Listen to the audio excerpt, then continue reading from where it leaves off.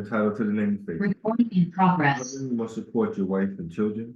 Wife, you must obey your husband and take care of your children and look after the duties of your household. Sons and daughters must obey father and mother and be industrious and become a part of the uplifting of fallen humanity. All Moorish Americans must keep their hearts and minds pure with love and their bodies clean with water. This divine covenant is from your holy prophet, Noble Drawley, through the guidance of his father, God Allah. Noble Drawley founder, Moorish American prayer. Allah, the Father of the universe, Father of love, truth, peace, freedom, and justice. Allah is my protector, my guide, and my salvation, by night and by day, through his holy prophet, Drawley. Amen. And so read the 7th Act, the divine constitution and bylaws, the Moorish Science Temple of Men. This time I want to turn your attention to our questionnaire on page 7. Questionnaire and additional laws for the Moorish Americans by the Prophet, Noble Drawley. Act 1. Grand sheikhs and governors and heads of all temples or businesses. Each said temple must be approved by the Prophet, Noble Drawley. Before acting upon by any members, let it be finance, property, or any line of life that will cause the members to sacrifice finance, etc. That will cause the support of any group of members. Any former officer that violates these laws is subject to be removed from his office under heavy restriction, etc., by the Prophet or the Grand Sheikh. Act 2. All members are to attend their adult meetings and their public meetings promptly. If a member is found standing around in the meeting period, shall be fined 50 cents in the first case, and on the second, he will be fined $1, which will go on your emergency fund. If a member is working, his monthly dues must be paid. If he has money in the bank, he must subscribe for as much as he is able to the Moorish Uplifting Fund because it takes finance to uplift the nation. Act 3. It's a lawful and divine duty of every good member, if he is able in finance, to aid me in saving the nation. And if he does not, he's an enemy to the cause of uplifting his own people, and justice must catch him. Let it be he or she, according to love, truth, peace, freedom, and justice, as I have the power vested in my hand, and I have to enforce the law in order to save the nation. Act 4. All members, while making a public speech, must not use any assertion against the American flag or speak radical against the church or any member of any organized group, because we are to teach love, truth, peace, freedom, and justice. And 5. All members must promptly attend their meetings and send their children to Sunday school, and the teacher must confirm himself to the questionnaire. But let every member exercise his 5 senses who is able to do so, because out from your Sunday school will come the guidance of the nation. Act 6. With us, all members must proclaim their nationality, and we are teaching our people their nationality and their divine creed, that they may know that they are part and parcel of this said government, and know that they are not Negroes, color folks, black people, or Ethiopians. Because these names were given to slaves by slave holders in 1779, and lasted until 1865 during the time of slavery. But this is a new era of time now, and all men now must proclaim their free national name, to be recognized by the government in which they live and the nations of the earth. This is the reason why Allah, the great God of the universe, ordained Noble Drawley the Prophet to redeem his people from their sinful ways. The Moorish Americans are the descendants of the ancient Moabites who inhabited the northwestern and southwestern shores of Africa. Act 7. All members must promptly attend their meetings, become a part and a parcel of all uplifting acts of the Moorish Science Temple. The members will pay their dues and keep in line with all necessity of the Moorish Science Temple. Then you are entitled to the name of faith. Husband, you must support your wife and children. Wife, you must obey your husband and take care of your children and look after the duties of your household. Sons and daughters must obey father and mother and be industrious, become part of the uplifting of fallen humanity. All Moorish Americans must keep their hearts and minds pure with love and their bodies clean with water. This divine covenant is from the holy prophet, Noble Drawley, through the guidance of his father, God Allah. So I read the 7 acts from the questionnaire and additional laws for the Moorish Americans by the prophet, Noble Drawley. So, this time I'd like to turn your attention to the Holy Quran of the Moorish Science Temple of America, Circle 7, divinely prepared by the noble prophet Drawley.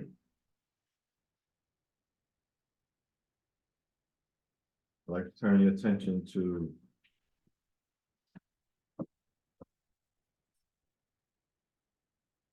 chapter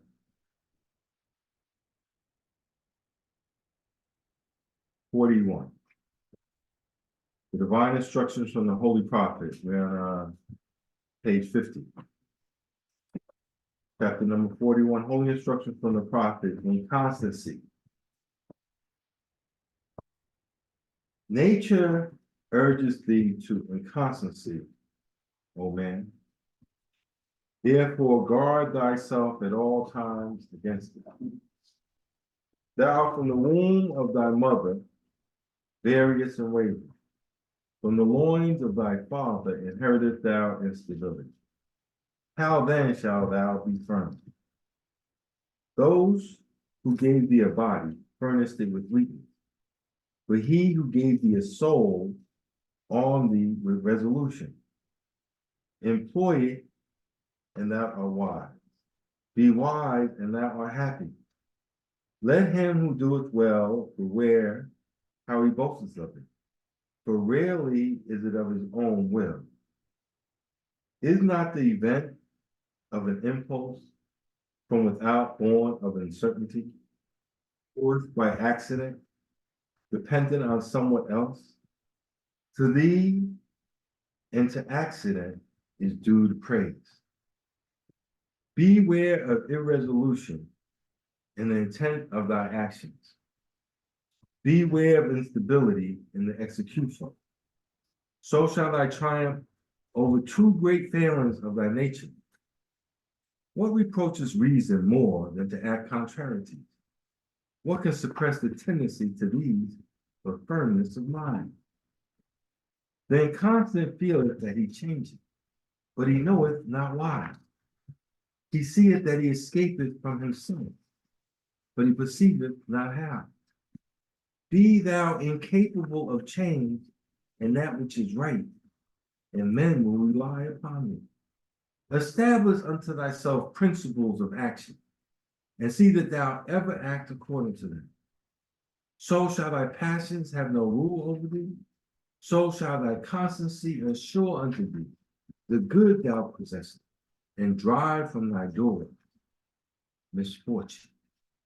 Anxiety and disappointment shall be strangers to thy gate. Suspect not evil in anyone until thou seest it. When thou see it, forget it not. Whoso hath been an enemy cannot be afraid, for man mendeth not his faults. How should his actions be right who hath no rule of his life? Nothing can be just which proceeded not from reason. The inconstant hath no peace in his soul, neither can be at ease whom he concerneth himself with. His life is unequal. His motions are irregular. His soul changes with the weather. Today, he loveth thee. Tomorrow, thou art detested by him. And why? Himself knoweth not, wherefore he now hateth.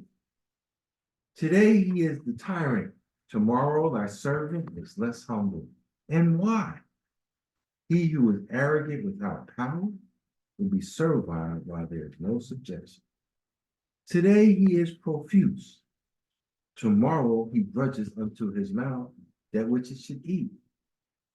Thus it is with him who knoweth not moderation. Who shall say of the chameleon, he is black, when the moment after the verdure of the grass overspreadeth him?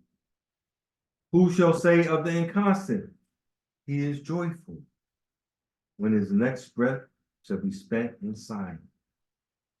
What is the life of such a man but the phantom of a dream? In the morning he rises happy, at noon he's on the rack. This hour he is a god, the next below a worm. One moment he laugheth, the next he weepeth.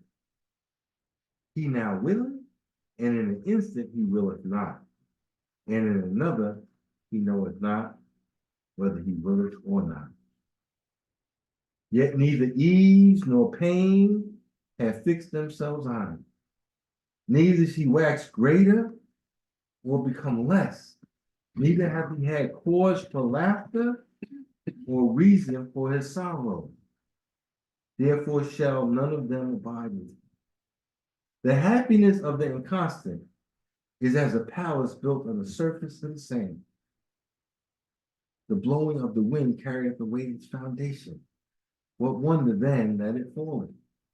But what exalted form is this, that hitherward directs its even, its uninterrupted course, whose foot is on earth, and whose head is above the clouds. On his brow sitteth majesty. Steadiness is in his port, and in his heart reigneth tranquility. Though obstacles appear in his way, he deemeth not to look down upon them. Though heaven and earth oppose his passage, he proceedeth. The mountains sink beneath his tread. The waters of the ocean are dried up under the sole of his foot. The tiger throweth herself across his way in vain. The spots of the leopard glow against him unregarded. He marches through the embattled legions. With his hands he putteth aside the terrors of death. Storms roar against his shoulders, but are not able to shake them. The thunder bursts over his head in vain. The lightning serveth but to show the glories of his countenance. His name is resolution. He cometh from the utmost part of the earth. He seeth happiness afar off before him. His eyes discovereth her temple beyond the limits of the pole. He walketh up to it, he entereth boldly, and he remaineth there forever. Establish thy heart, O man, in that which is right, and then know the greatest of human is to be immutable. Islam. Islam. Praise Allah. This meeting of the Moorish Science Temple of America, Temple number 34, Brooklyn, New York, is now open. According to this prophet's laws, praise be to Allah. You know, I ask Allah be merciful on us. We opened up a little late, you know, but praise be to Allah that we're able to come here today. You know, I was just thinking, this chapter is so beautiful, and these instructions so beautiful if you could see it. You know, yesterday on our question and answer period, we were talking about the gnosis of the all. And we talked about it wasn't just the knowledge, but it's the deep spiritual knowledge. And just think about when you open up this Holy Quran. It says, know thyself in Allah. So when you study yourself, right, you're seeing certain things, you're learning certain things about yourself. But when you start to know Allah, you know divine things. You know things that can help us in the life that we're down here. This chapter that I will open up is talking about resolution. Talks about life. When you think about it, opens up, it says, nature urges thee to inconstancy, O man, therefore guard thyself at all times against it. At all times. You ever heard the expression, I got up on the wrong side of the bed? You ever heard that? Got up on the wrong side of the bed. What's the right side? Like there's a, you know, it's a state of mind. Mm-hmm. So now you know the science. You're saying nature. The nature. This foe soon became a nature that man must fight. See, this is the knowledge of the art. This is the higher knowledge. Before I came in the temple, I thought it was just me. This is my personality. We all got our personalities. We had expressions back in the day in the 70s talk about, I do my thing and you do your thing. I'm not in this world to live up to your expectations, and you're not in this world to live up to mine. And we kind of generally had this thought that I leave you alone, you leave me alone. And there's no, you know, I'm not going in your garden. I'm not expecting nothing of you. If you want to do something with your life, you should. If not, I don't care. But then I came into the temple and I started realizing that there was work to be done on myself. And that this nature that I've been letting go rampant, and whatever the five senses seems to be prevalent at the time, to be in charge. Now it's telling me this nature is something I must guard myself against. Guard who? Who's this guard? Guard what? The nature's one thing. Who is the nature guarding? What do you must guard against this nature? Nature urges thee to inconstancy, O man. Therefore, guard thyself at all times against it. You got to guard yourself against yourself. The devil within. Remember, at the end of chapter 3, right? It says that the quest is for the David of the light to slay the Goliath of the dark and put the Savior love upon the throne, right? Well, until that happens, you need to be aware. Like there's a dog and then you come back and you put out signs, beware dog. So you get on guard when you get to that area. Until that Goliath of the dark, your devil, is making decisions and urging and tempting you, you need to guard yourself. How do you guard yourself?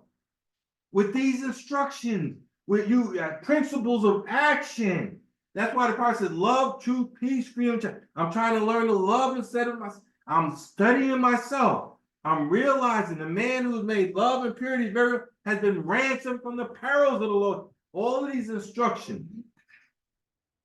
Instead of just going through life and just taking the blows of life, the ups and downs, the road rage, people said something about your mama, this happened, that happened, you're wrong side of the bed, this person's a backstabber, and you're just going through it, and you don't control, just whatever the emotions and feeling. Now all of a sudden, you become the captain of your ship. No longer the rudder going wherever it goes the way you want it to go. You become the architect of your own future. This is what it's talking about. And so we start to conceive after you see that your mother and your father gave you certain things. It says, thee who gave thee a body, number 3, furnished thee with weakness, but he who gave thee a soul, armed thee with resolution. You're armed and extremely dangerous to this devil. But you got to pull it out the holster in a sense. You got to use it. It says that from the secrets of Allah, let man learn wisdom. It's very beautiful. We come here, right?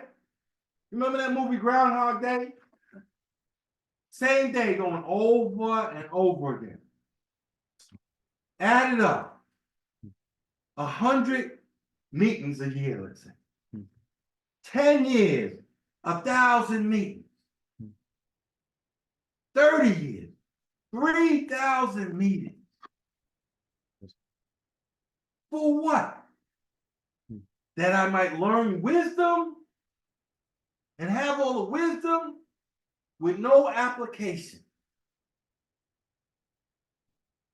I used to look at the elders sometimes. A lot of our brothers and sisters that came through them 1930s, whatever, they didn't have a lot of opportunities like us. Some of them might only went to 3rd grade, 2nd grade. They might have not went to high school. They might have not went to college. They didn't measure their intelligence though. They just didn't have an opportunity. You might know a lot of people that you know in your family that didn't have an opportunity, but could have did the same thing some other people who had opportunity.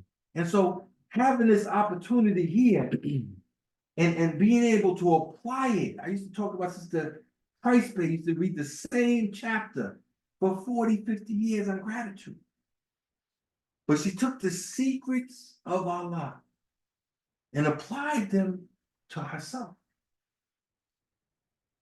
So I think it's more wise to take one instruction and had applied it to yourself, then to know all the instructions, the symbols on the charter, and recite the divine constitution if you haven't applied none of that to yourself. It's just something you repeat like a parrot. It's something like you can get, like a block of wood could do the same. Well, back in the day, you make a tape recorder and you just put it on your bed and just play it over. It's the application. So then we come here to the meeting, right? Each one of those 3,000 meetings is a step, let's say, like in a marathon. New York City Marathon, they start in Staten Island and they run over this horizontal bridge. And by the time you realize you ran 26 miles, but you don't even have a consciousness of how many steps. Each one of these steps, each one of these meetings, if you apply it to yourself, for knowledge of yourself and knowledge of Allah, then it helps you. So praise Allah. 6 says, beware irresolution and intent of thy action. Right? So beware that you get, I don't know if I really want to follow the Prophet. I don't know if I really want to be a Muslim. I don't really know if I want to be a better citizen, or want to be a better mother or father. Like you're back, you're not resolute in your intent. But let's say Allah blessed you and somewhere along the line you intent, I'm gonna do this. I'm gonna make this happen. Well, now there's the next step. Beware of instability in the execution. I'm gonna do this and I'm gonna do that. And you know, sometimes this thing you say I was gonna do for 10 years now, 20 years. You might meet up with a friend or a family member and they're telling you about something that they told you 30 years. They're resolute on their intent because they kept it that long, but they never execute. So let us not be, resolute on the intent to be a good Muslim, to be a good member for the Prophet, and to do this and to be a better citizen, but you don't execute it. And execute it means is that you take these teachings as we practice. As you come here for Quran class, you come here for Holy Day. Right now, in your mind, you're probably thinking holy thoughts and things about the Holy Quran, and maybe something that's on your mind about the Prophet or an angel or an angel. You're in a state of mind right now. And then when you walk outside, it's a matter of continuing holding the thought. When you can hold the thought, then you're not a worm here and then you're a God. You're not here, you're not up, you're not down. Your castle, your building, your temple of perfected man is not built on the sand. It's built on a sure foundation stone. So praise Allah. Praise Allah. Good to see the Moors on Zoom. Moors on Zoom. Why don't you say Islam or something? He's like Zoom, no, all quiet.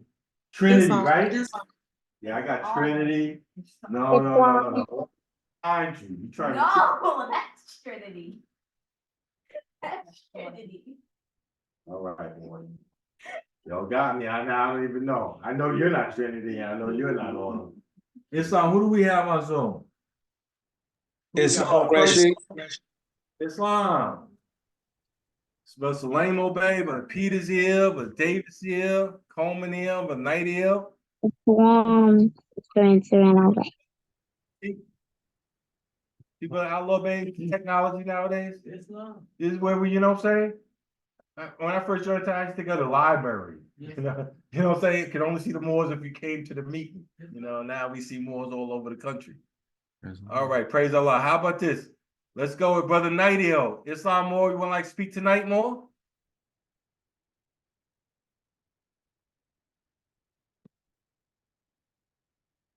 Islam, why don't you unmute yourself more? One of the people will help unmute them more. We got a little song we'll sing. I don't know if the Moors remember the song, but I'm unmuting. We're gonna sing a song first. More, hold on one second.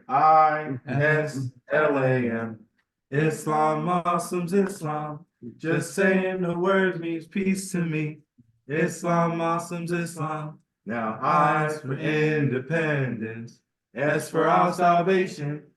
L means love for everyone. All over the nation.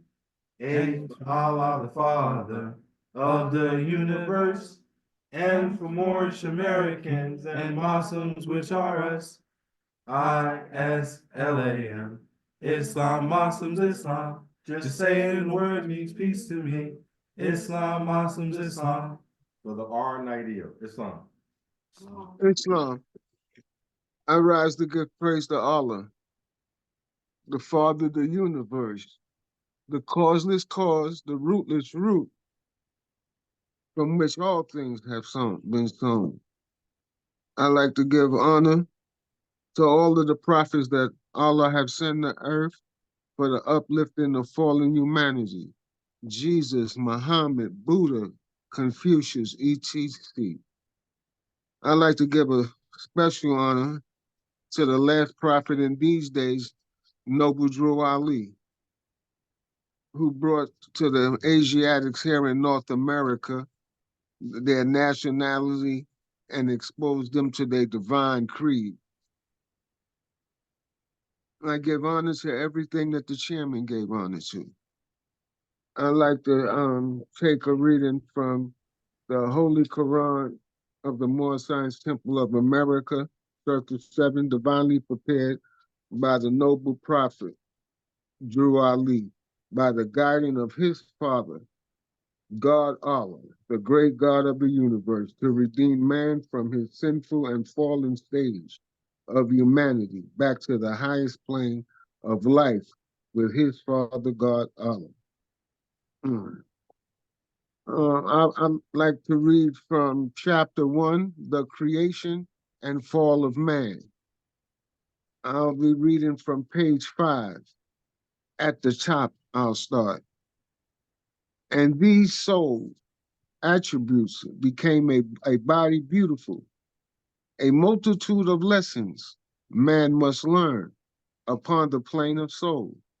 And here he tarries many ages until his lessons are all learned.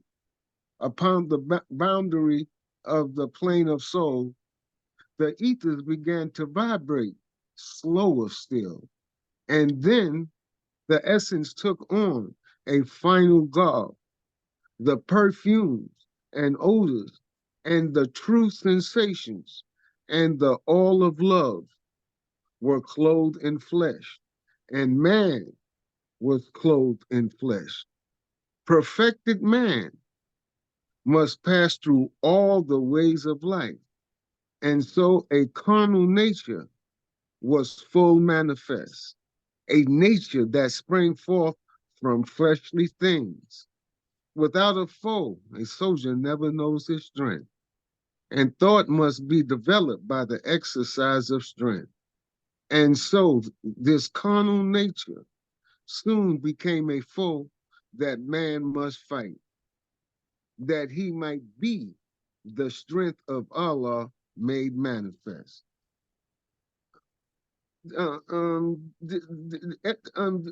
Everything coming after chapter 1 for me has been enlightening to page 4 and 5 on how I take it and how I view it. And this nature is something that's vibrating in all man, all humanity. So it's not really personal at this point because everybody has this foe, as is written here, that reveals to us where we at along the way. And it's been very, very, very rewarding for me to review this page. I mean, this chapter as much as possible, because every chapter preceding after this one will unfold and reveal how to get back up. And I'd like to give a special honor to the members of Temple 34, because I'm seeing and feeling that the unity is starting to come upon us. And I'm feeling idle because I'm not constructing my time like I should to make my meeting on time. And I don't want to wrestle with that, but I am. I have to because I have to make my meetings on time.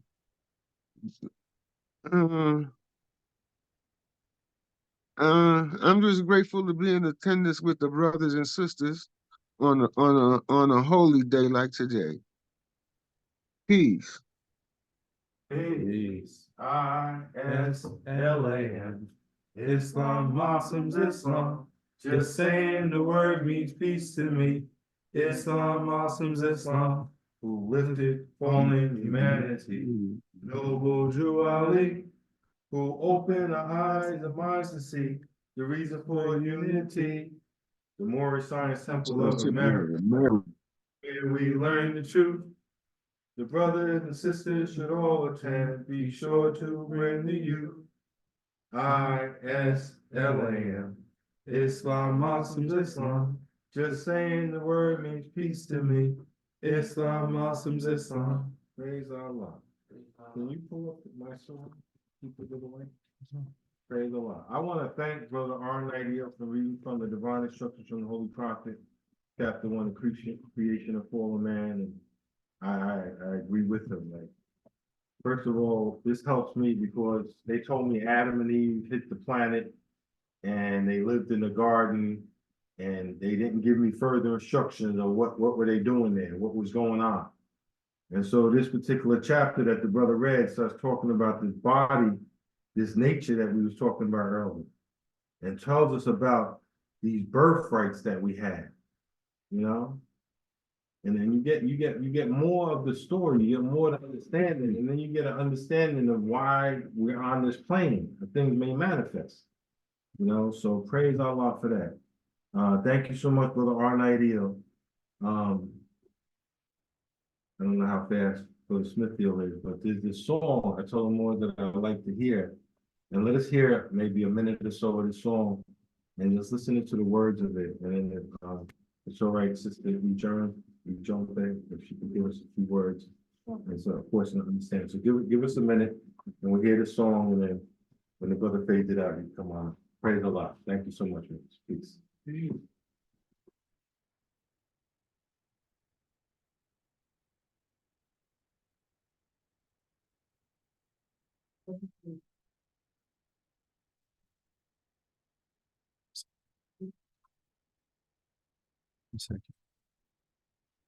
Thank you, sister.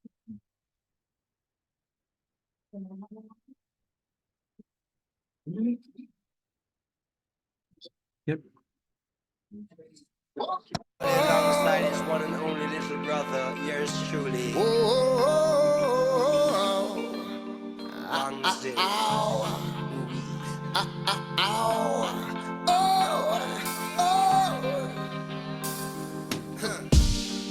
We're living a battle, Yes, indeed. and the God is on our side. We're not afraid of losing, Not me. so we're not afraid to fight. We're fighting for our freedom. We're dying for our rights, yeah. Still in my darkest hour, oh dread, I found paradise. So where is the justice? Somebody tell me now. Where is the peace you talk about? Still living in darkness. Oh, somebody tell me now. Tell me, where are the keepers of the light? Praise Allah. I know. We'll get back to that. Praise Allah. Rejoin back. It's wrong. First, I rise to give praise to Allah. And then on to the program, this is Prophet Febraury. I give honor to all true and divine prophets, Jesus, Muhammad, Buddha, Confucius, etc. Give honor to everything that we give honor to at the onset of this meeting. I give honor to everything pertaining to Islam. Let me take a read from the Holy Quran of the Moorish Science Capital of America, Section 72, the Bible prepared by the Noble Prophet Judah, by the guidance of the Father God Allah, the great God of the universe, to redeem man from the sinful and fallen state of humanity, back to the highest plan of life, which is Father God Allah. I'm going to take a read from page 10.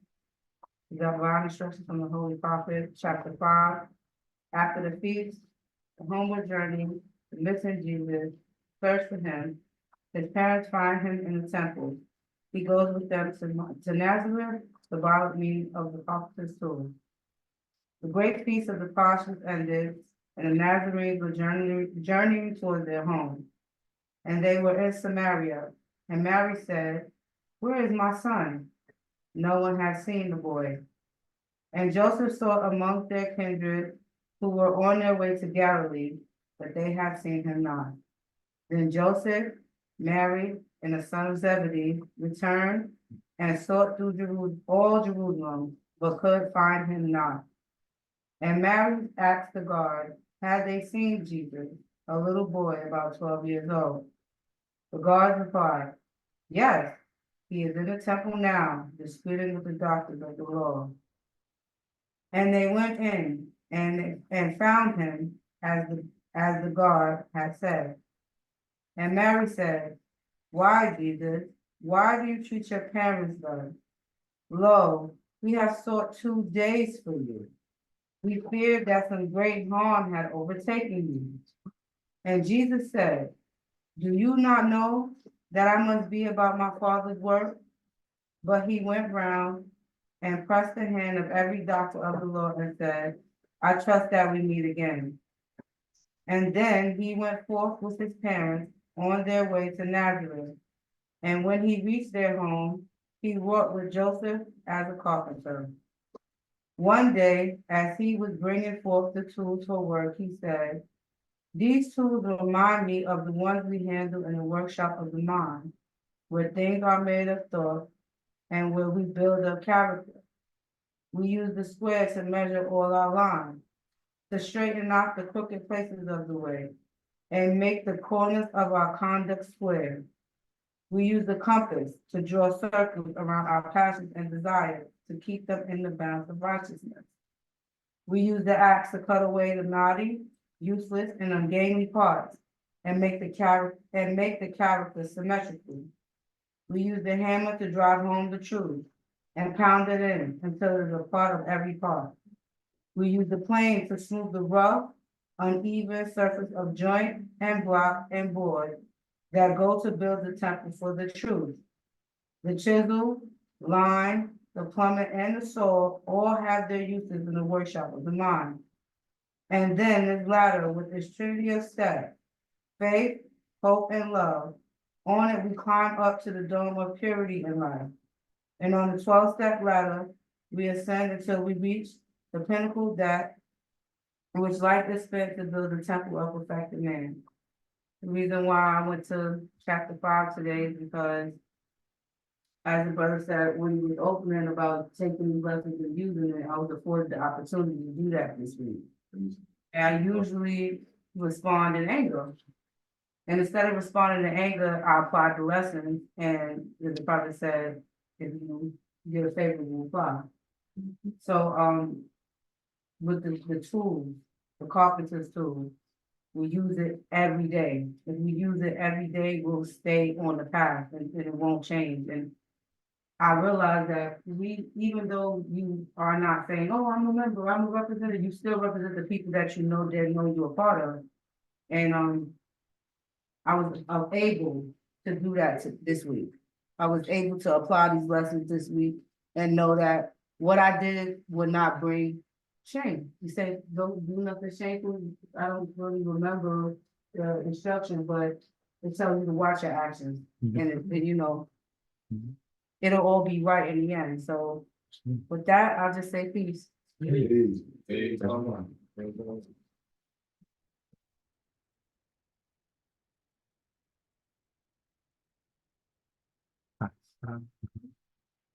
all right, Chief. Where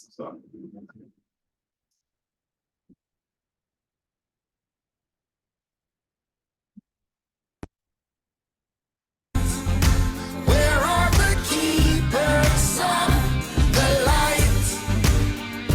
The light, the light. Where are the keepers of the light?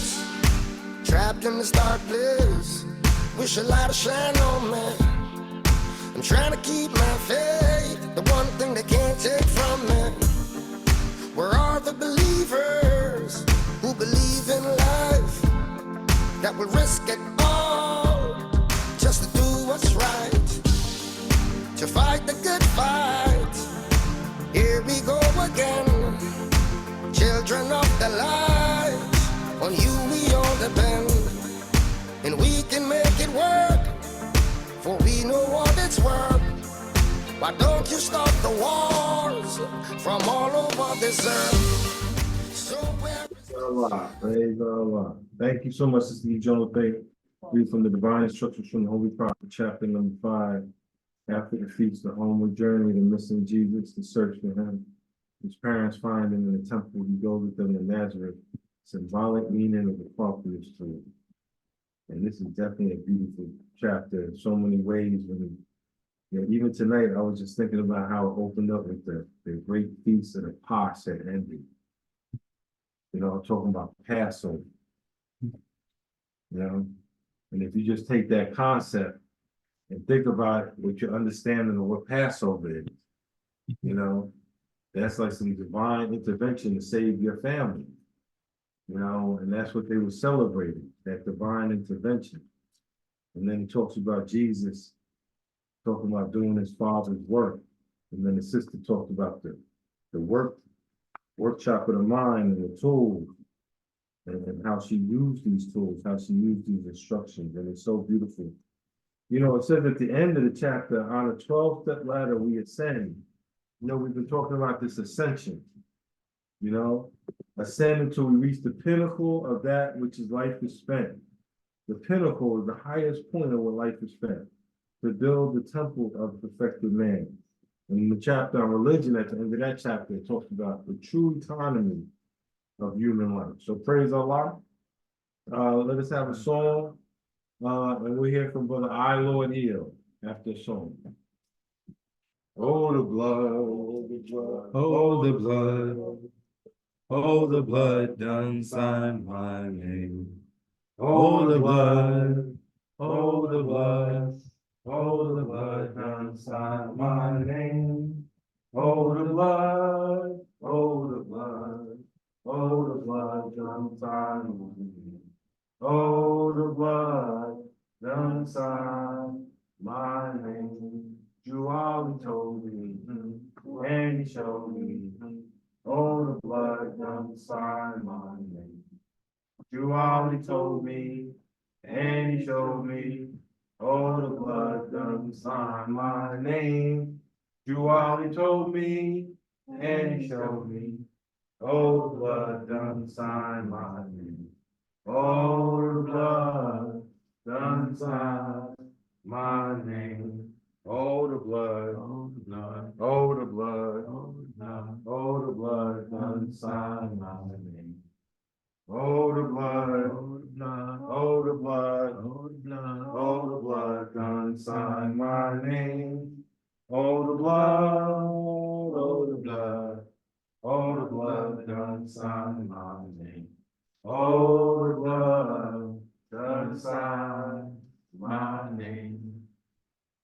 Islam, Islam, Islam, Islam, Islam, Islam, Islamism, and peace. I'm very thankful to be here with the Moorish Americans this evening. To be specific, with the Moorish Americans from temple number 34, my home temple, and my family. I'm very happy to have this chance to speak this evening. It's a very good demonstration previously that we heard. Today is an interesting night for me. growing up in the city of New York City, wherever it be, Brooklyn, Queens, Harlem,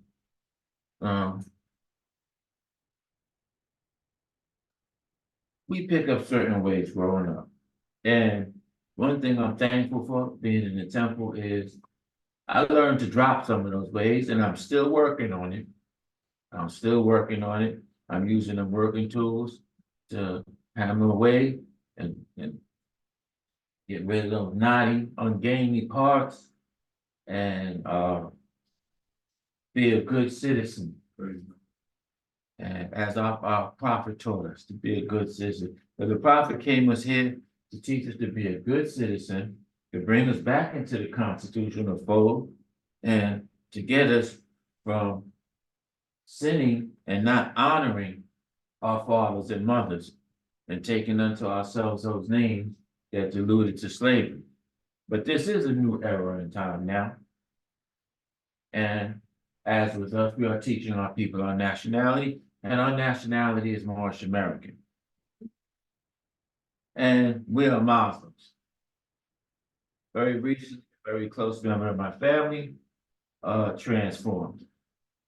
My uncle.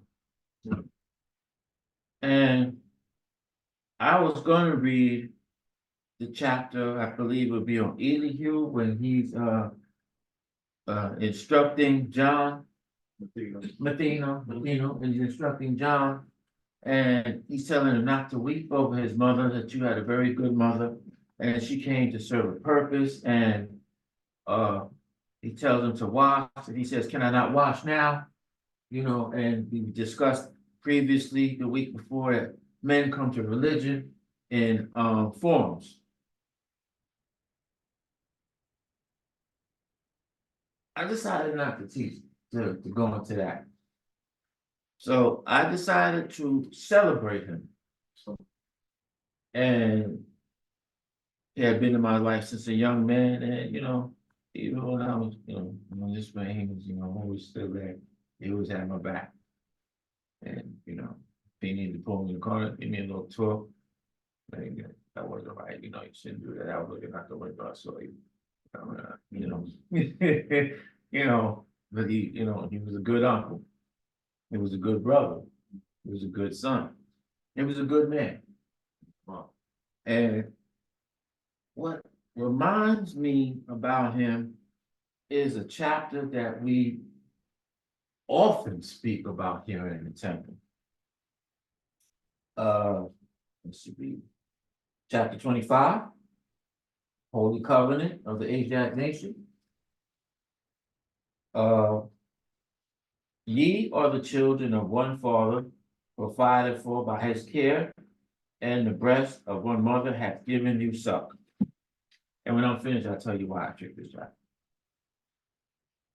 Let the bonds of affection therefore unite thee with thy brothers, and that peace and happiness dwell within thy father's house.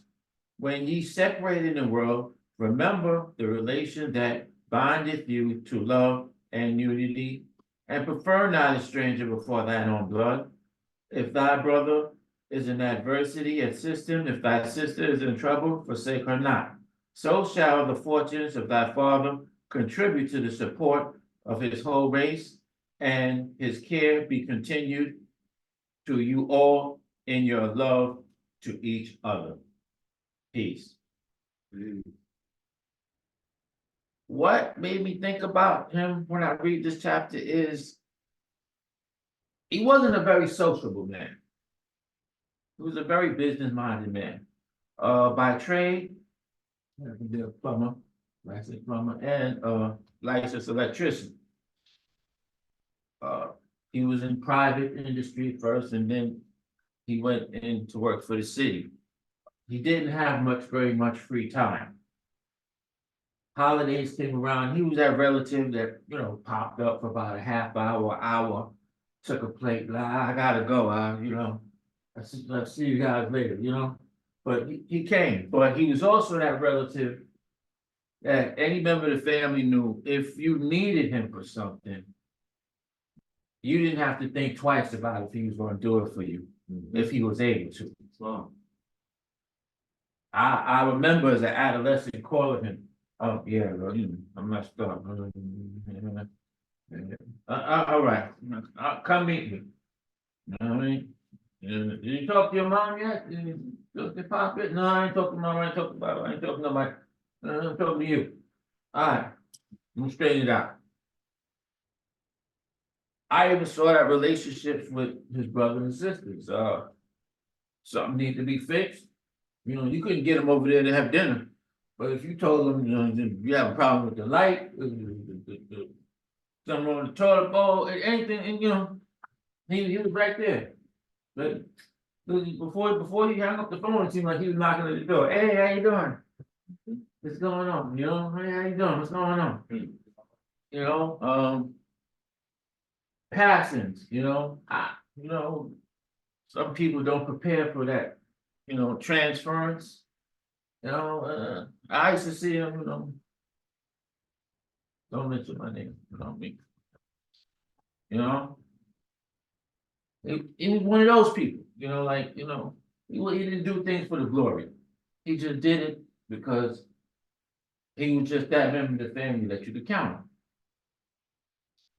So this chapter right here reminds me about that as it pertains to us as a family unit, being Moorish American Muslims in the Moorish Science Temple of America Incorporated, to be specific, in Temple number 34.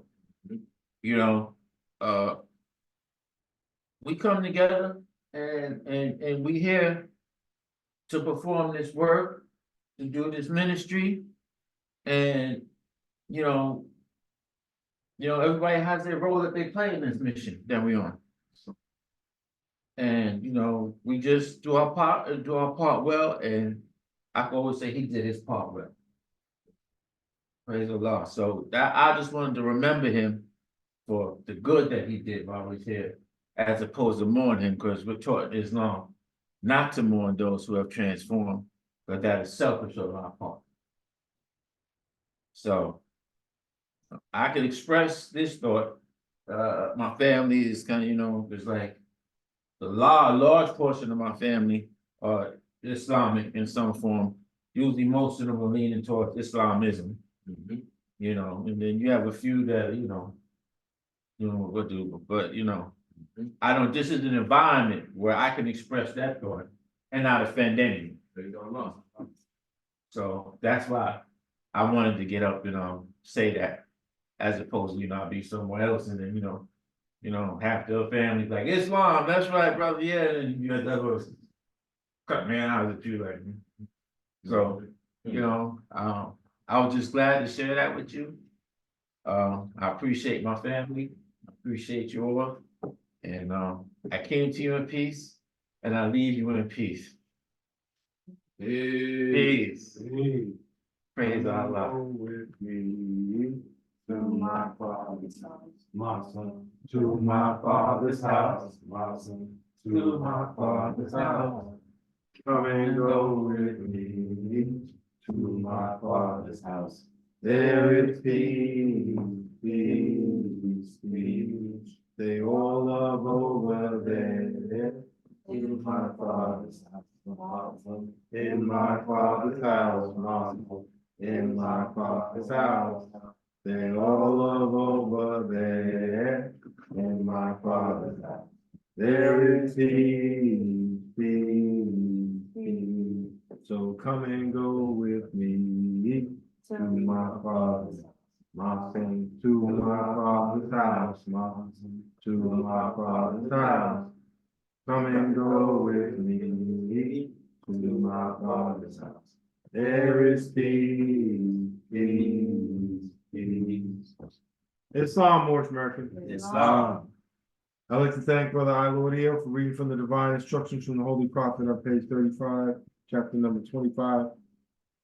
The Holy Covenant of the Asiatic Nation. And I was just thinking when he was talking about his uncle and talking about his family and talking about the family in the temple, and to praise Allah. When you think about the different roles that we play, in the family. You know, and the brother started talking about being a better citizen. You know, I remember one time I was reading about Confucius. You know, a lot of times I'm growing up, we refer to the government as Uncle Sam and the man. And all these things, it seems to be an adversary, this government, something that you don't want to listen to, or something you want to get over on. You know what I'm saying? Like a certain state. But then when you think and take away our experiences, but you think about the concept of a citizen and a state and the relationship. You know, when you think about hospitals and roads, bridges, the different things that you might desire in your society, and that would come together in this relationship.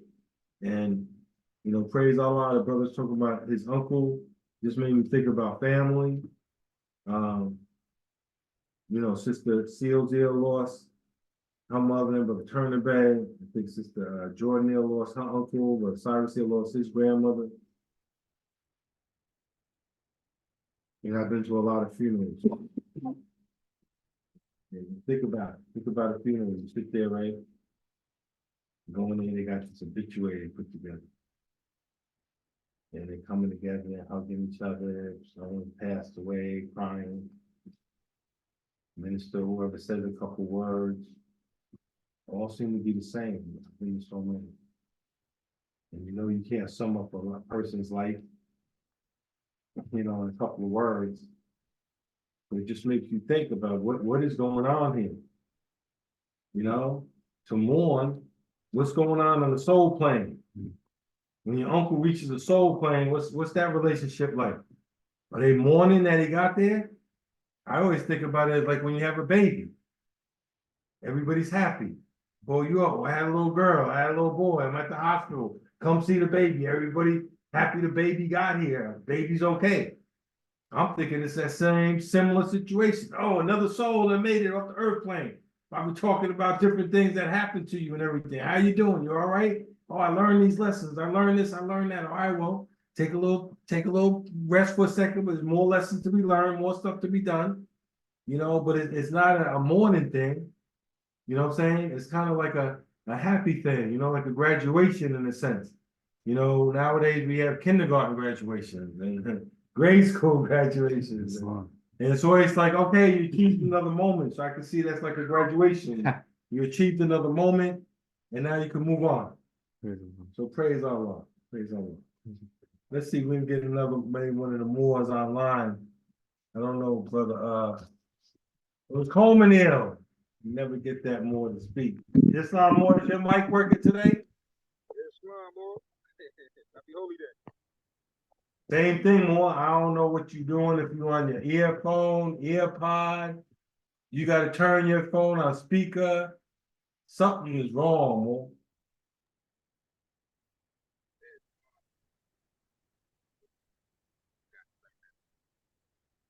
No good, Moor.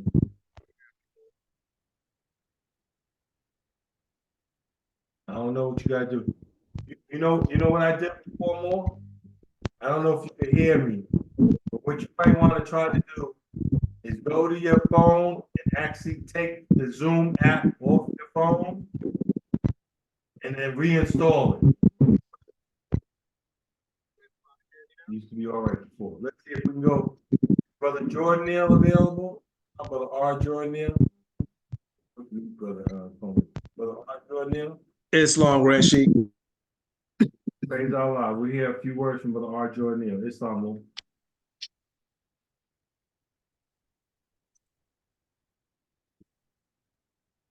No song? Yeah, more. Let's see your Luther Vandross impression. Come on. Come on. Come on, come with me to my father's house. Muslim, to my father's house. To my father's house. Come and go with me to my. There is peace. Peace. This is America's Best Idol, where American Idol, they would get the boot, not going furthermore, but bad. Islam. Islam. All right. right, Islam Moors, happy holy day. First, I Happy want to holy- rise and give praise to the great God of the universe, Allah, the Father of love, truth, peace, freedom, and justice. I want to give honors to his prophet, our prophet, Noble Drew Ali.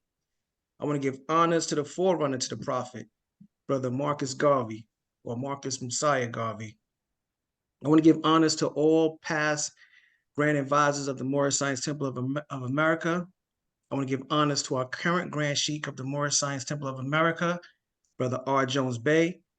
I want to give honors to his assistant and the entire national staff. I want to give honors to our Grand Sheik, Brother W. Clendenin Bey, here at Temple number 34. I want to give honors to his assistant, Sister C. Seals Ill. I want to give honors to our chairman, Brother C. Ferguson L. I want to give honors to his assistant, Brother L. Serrano Bey. I want to give honors to my wife and secretary, Sister J. Jordan Ill. I want to give honors to her assistant, Brother I. Smith Ill. I want to give honors to our assistant chairman, assistant treasurer, Brother K. Turner Beck. I want to give honors to all Moors on Zoom and in person, here, there, and everywhere. I want to give honors to man, because when man honors man, he honors his father, God Allah. All right, Moors, tonight, I want to talk about sincerity. You know, I'm really loving the demonstrations of the speakers that went before me. I want to give a big shout out to Brother Knight Ill, Brother Lord Bay, Lord Ill, excuse me. I want to give honors to Sister E. Jones Bay and our Grand Sheik. Y'all all spoke wonderfully, very encouraging. But you know, these great this nature that the Grand Sheik was talking about, you know, it's nature reminds me of natural. It's something that's already there, something that encompasses you, right? And what's been on my heart was sincerity. So tonight I want to talk about sincerity. Saying what you mean and meaning what you say. They can't be like two separate things. They got to go hand in hand. Now, if I say something, then my thoughts and my deeds should match. But if they don't, then that's being insincere. That's insincerity. And I'm striving for a sincere tongue, one that is rooted in the heart, as the prophet instructed. If I think one way and say something contrary, or if I say something and do otherwise, then that's being fake.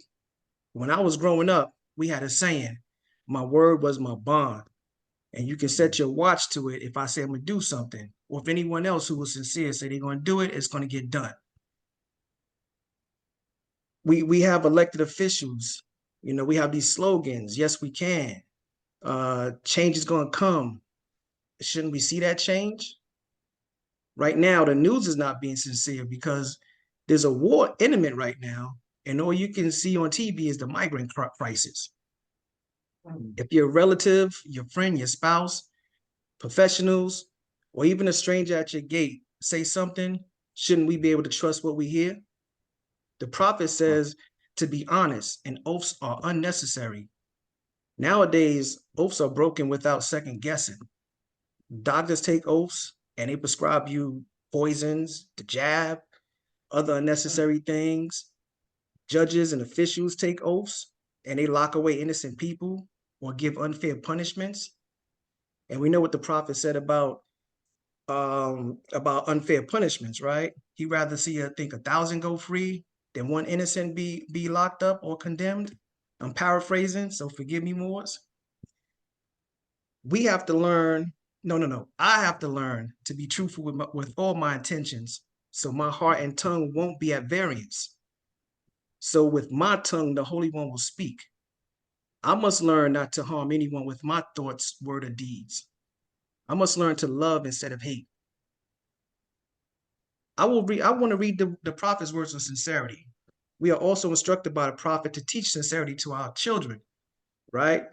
And so our children's hearts shall not reproach or disgrace them. So I want to read tonight. I want to take a read from the Holy Quran of the Moorish Science Temple of America, Circle 7.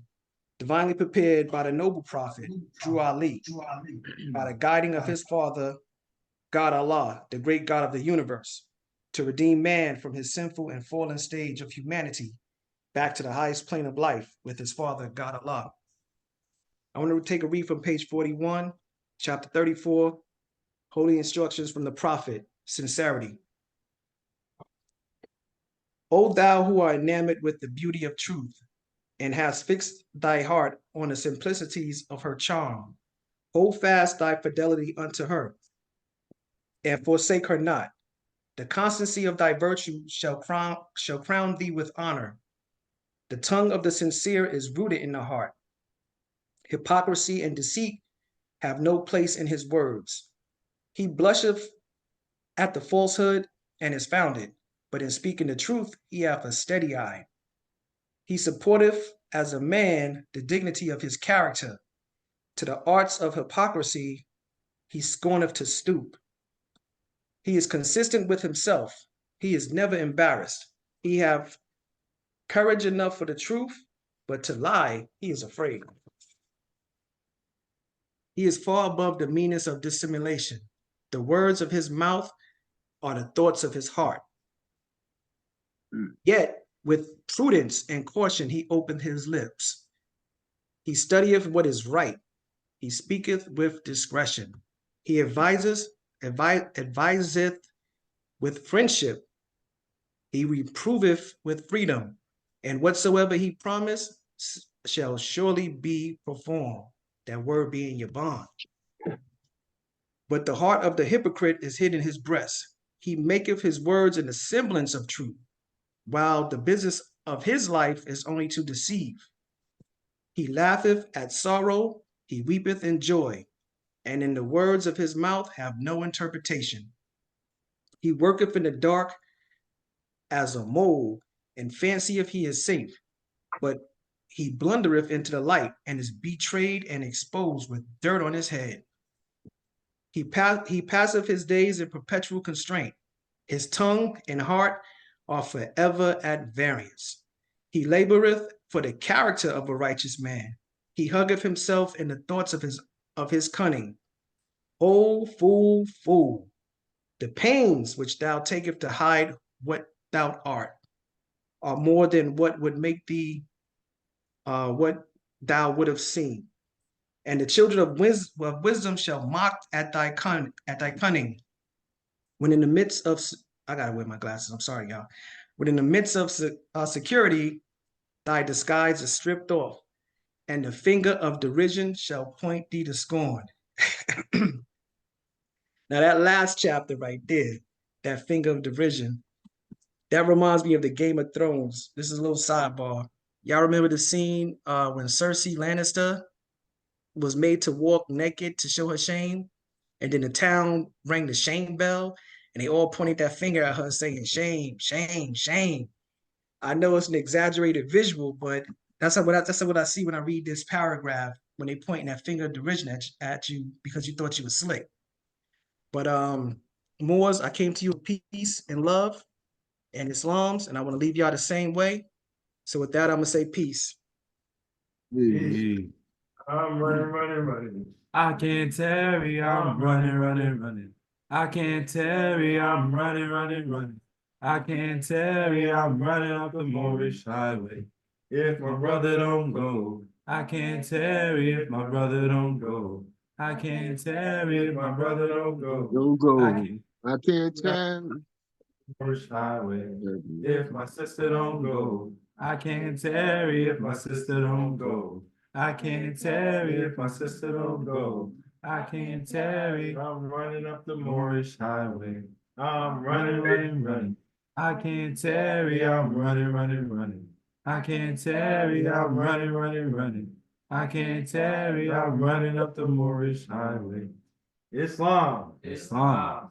I want to thank Brother R. Jordan Neal, treasurer here at Temple number 34, for reading from the divine instructions from the Holy Prophet, chapter number 34, Holy Instructions from the Prophet, sincerity. You know, praise Allah. You know, a lot of times in 21, they always point out like the name of the chapter or the number of the page, so chapter 34, we can claim that as a temple. All right, Brother Jordan, that could be our chapter, you know? And then when you look at page 34, duty of a husband. And we could do duty of a husband, page 34, we could do chapter 34, holy instruction from the prophet, sincerity. And the brother was, you know, think about if you have a relationship with someone, how sincerity is in the relationship. You know, it doesn't matter if it's a personal relationship, it's a work relationship, professional relationship, business relationship, sincerity. And so in order to have a relationship with the prophet Noble Drew Ali, right? Because ultimately our relationship is with the prophet. You know, hopefully you're not coming here for Brother Condenman. You come here for your relationship with Allah and his prophet, to me, my master, and my master is helping to raise up his students to become masters. You know what I'm saying? And so my relationship with the prophet, it should be a sincere one. You know? And you know, I was thinking as the brother was talking about these different things, because I know sometimes in my life, I might have not been as sincere as I should have been. And I was thinking about these different people, like you mentioned at the end about the person being shamed, right? Being shamed. Talk about being exposed. You know, even though a relationship might have started out a certain way, that doesn't mean it have to stay that way. You know, what I see throughout all of the chapters over a period of time is just like I see the love throughout the chapters and all instructions. You know what else I see more? I see hope. If y'all could imagine the first night I met Sister Candace Sealshill. You there, Sister Sealshill? Yes, You remember the night I met you?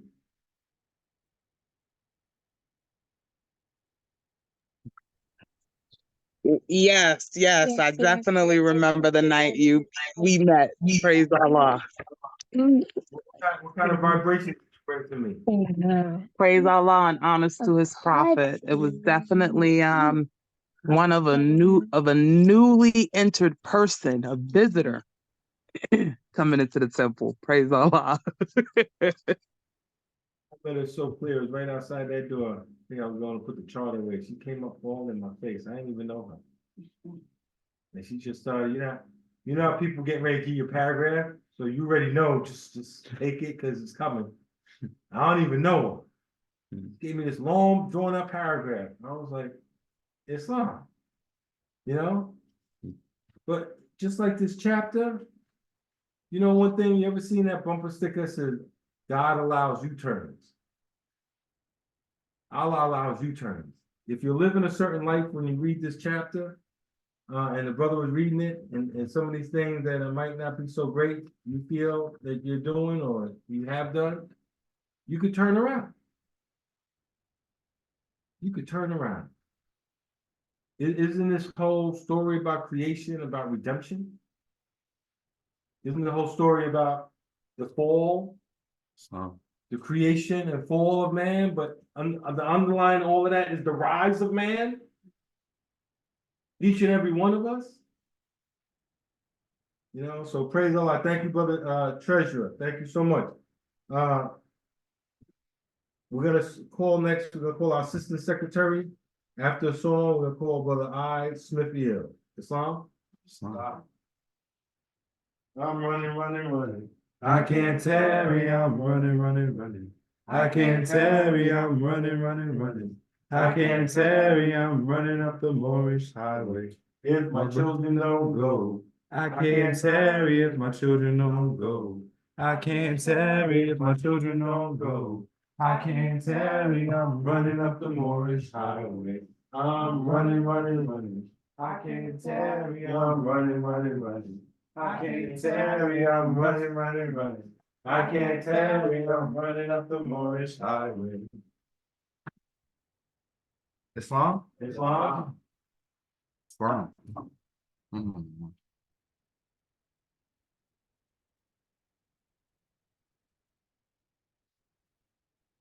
Islam. Islam. Islam. Islam. First, I rise in praise to the great God Allah, Almighty, Eternal, and Incomprehensible. I give honors, high honors to the last prophet in these days, Prophet Noah Ali, the founder of the Moorish Temple of America.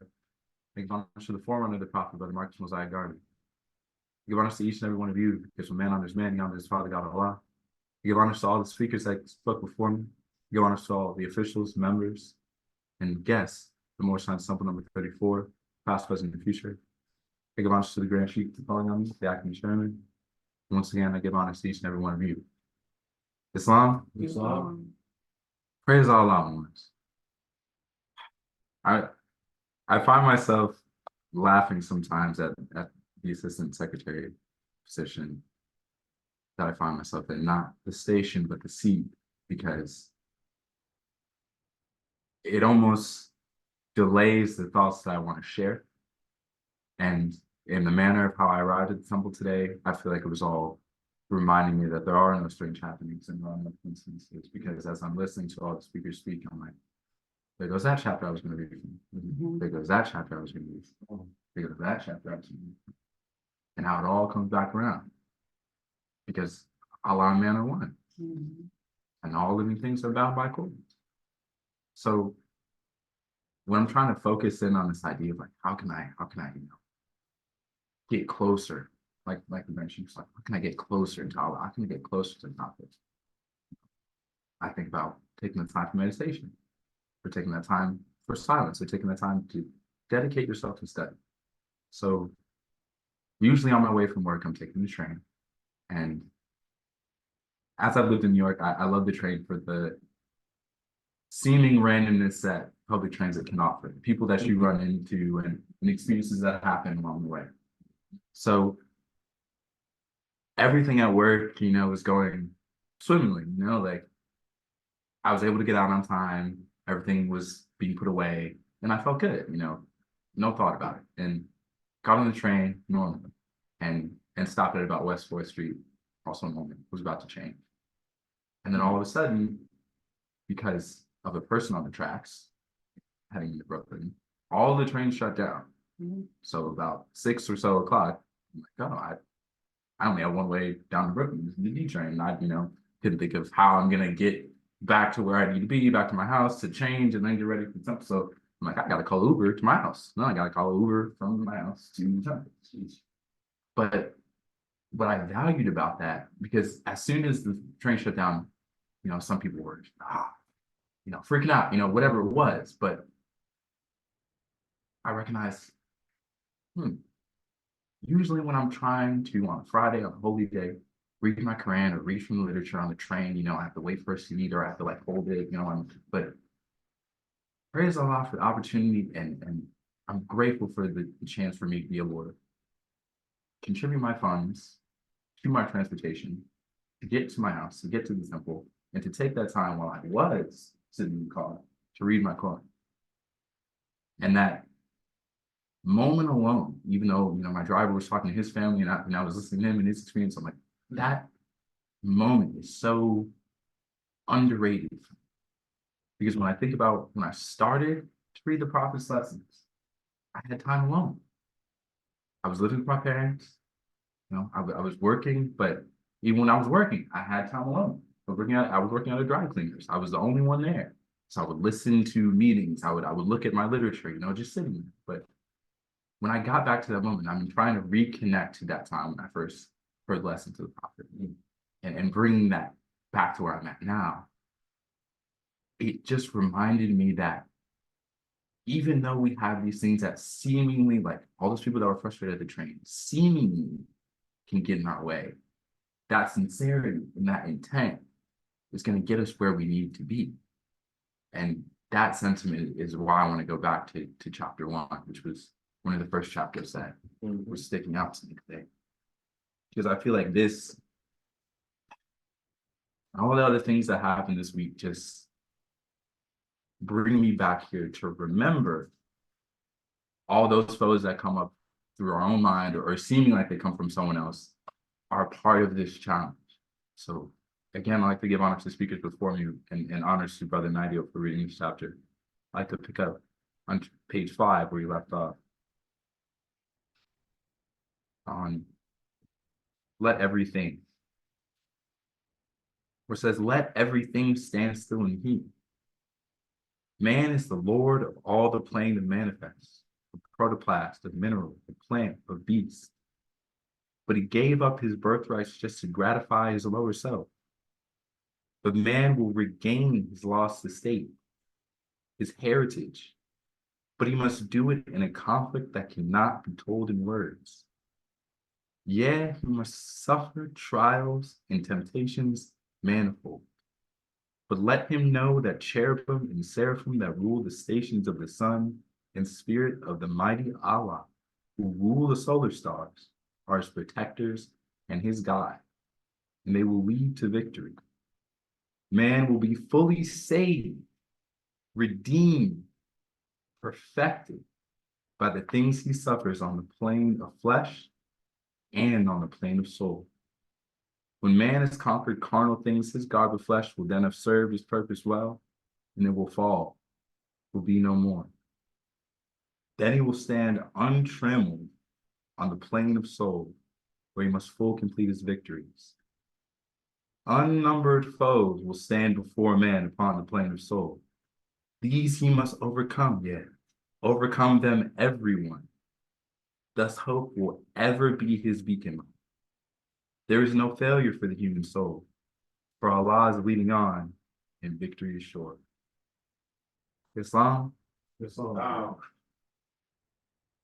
just that last one where it says unnumbered foes will stand before.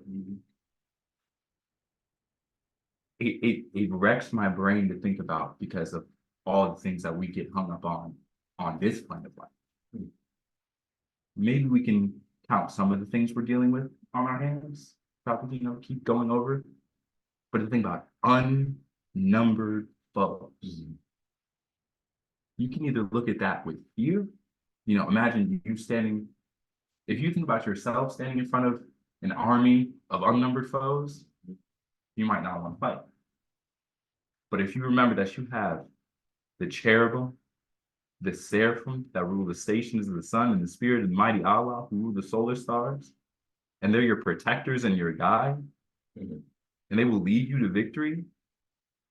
And if you know deep within your heart, and you have that space in your heart made for Allah to speak to you, and you have that space in your life for that quietness for Allah to speak to you and for you to listen, for you to really believe and have faith and know that one day for yourself with the work you put in, you will be saved, redeemed, and perfected by the things you face, that battle doesn't get as difficult anymore. So I'm grateful to be able to be in this Morris Science Temple of America with all of you ones, named status, be able to take on this battle against ourselves as we try to uplift ourselves to the highest point of life, to go back to the highest point, because it's not a place that we haven't been before. So with that, once again, I'd like to say thank you, Grant, for calling on me. Haven peace. I leave in peace. Yes, so I can see Allah, but I feel him in my bones. Oh, I feel him in my bones. Oh, I feel him in my bones. Oh, I can't see Allah, but I feel him in my bones. like fire stirred up, fire stirred up, fire stirred up in my bones. the nearest place to meet him. We meet him all in our hearts. Oh, meet him all in our hearts. Oh, we meet him all in our hearts. The nearest place to meet him. We meet him all in our hearts. Feels like fire stirred up. Fire stirred up. Fire stirred up all in my bones. Islam, boys. Islam. Praise Allah. I want to thank Brother Highsmith Theo for reading from the divine instructions from the Holy Prophet. Chapter number 1, teaching the fall of man. And it's just always amazing to me. Just like reading a book over, seeing a movie over and over, and it's just different things you pick up each time.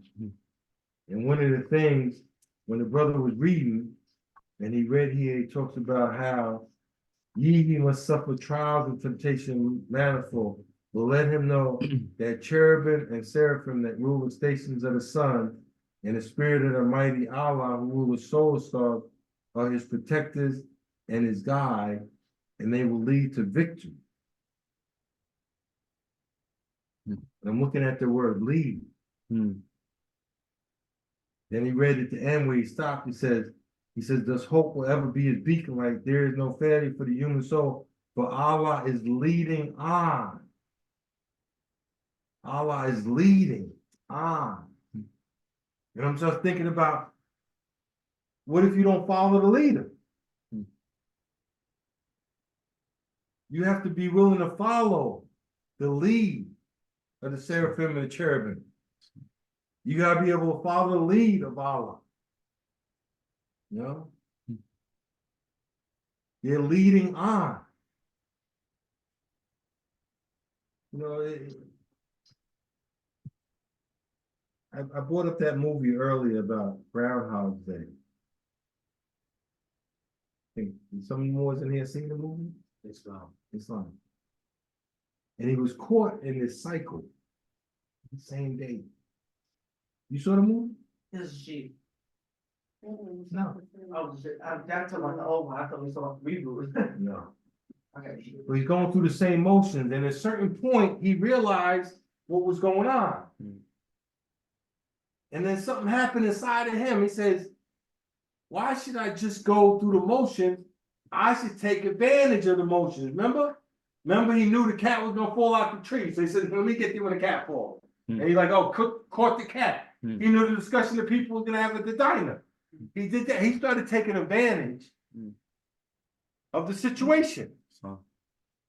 He didn't just let the situation keep on going on. That's the beautiful thing about Allah. When we find ourselves in life, a certain situation going on, Allah's trying to lead us out of it. But we have to put ourselves in a state of mind and let Allah lead us. I'm a Taurus. I'm very stubborn. You know what I'm saying? I mean, for years, I remember just a simple thing is riding down the street. I'm 50-something years old. I'm riding down the street, and the voice said, make a left here. I'm like, why? I always go the other way. Why? And the voice like through was like, are you kidding me, brother? All these years, and you still resist the lead. I never really liked being a follower. Never liked that. You know what I'm saying? For someone who doesn't like that, some people like, oh, I don't mind leading. You know what I'm saying? You know, I find this interesting with my wife. She's a Marine Corps veteran. She's like a leader. But just think about that part right there. Something as simple as telling you which way to go. And I had to talk with myself. So where are we going with this? What good is it, Autumn? What good is it, Trinity? What good is it, Xerxes? What good is it if the voice is speaking to you and you do not follow? If Allah is leading on and victory is sure, it's implying that I follow the lead. You know, I had a problem, well, let's say a misunderstanding in the service when they talked about Adam and Eve in the garden, warrior. And they said that Allah or God put the tree of good and evil and told them, you don't know the story, to eat of everything but this tree. And I kept on thinking to myself, think about the setup there. You know what I'm saying, Masari's here? He done put you in the garden, you and your wife, right? Put you there, right? Gives you free will. And then puts a tree in there and tells you you can't eat of that. Why even put, well, I'm thinking, why put the tree there? Everyone's talking about what you did, but I'm thinking beforehand, why did Allah put the tree there in the first place? He's Allah. Why? If you couldn't eat of it, why even put it there? If no one can eat of the tree, why put the tree there first? Why put the tree there? tell you not to eat it, and then give you free will. Don't tell me that's not some kind of test there. So, And everyone's saying this is why the treaty there, and this is why the treaty there, and then tell me that after I sinned, that now, million years later, your son got to suffer for what I did. And that's supposed to be fair. See, because Allah gave us something, it might not be the outward five senses, but he gave us something inside. It's called common sense, Moors. It's something that your mama can't teach you. No one can. Sometimes you got a lot of it, sometimes you got a little bit of it. I got a little bit of it, but I got enough, hopefully, to make it through. But it's something when they give you the story, you think it over inside your own self. It says, does that make sense? Because the Allah in you, if it's from Allah, it should resonate with the Allah in you to say it makes sense. If it's not resonating in you, then something's off. Because if it's not from Allah, then that's probably why it's not resonating with you. But if it is from Allah, it's not resonating with you, something's wrong with you. You need to get yourself in tune. So praise Allah. I love the fact that victory is sure for everybody. We live in such a world where we want to throw people out, we want to cancel people. You know what I'm saying? It's like the world, at the end of time and fulfilling their pride, bring it on. Well, I mean, your mama's gonna get burnt up, and your auntie's gonna get burned up, and your friend that you grew up with, you're so close, don't you want them to be saved? Well, you're not thinking about it like that. You think about the big picture, you think about everybody can be saved. All you have to do is every knee bow, that Allah is leading on. Now, to me, that is the glory. It's the glory of the story of Job. It's the glory of the tree of good and evil. It's the glory that I give you an opportunity to do the right thing. And even if you don't, to send you back on this earth plane to get your will in tune with the deific will. And to give you opportunity after opportunity. And here we are, think about these spirits that's sitting here listening to these lessons. And I would say the majority of us is thinking on the inside, I want to do that. I want to taste this victory. I want to let Allah and his angels and the ancestors and what have you lead me. I will do the best I can, but when I get to that point, I need some leading, I need some guidance. I'm going to rely on something from on high. So praise Allah. Let us hear from the last speaker of the evening. I want to call forth our assistant Grand Sheikah, Sister Cecile Veal.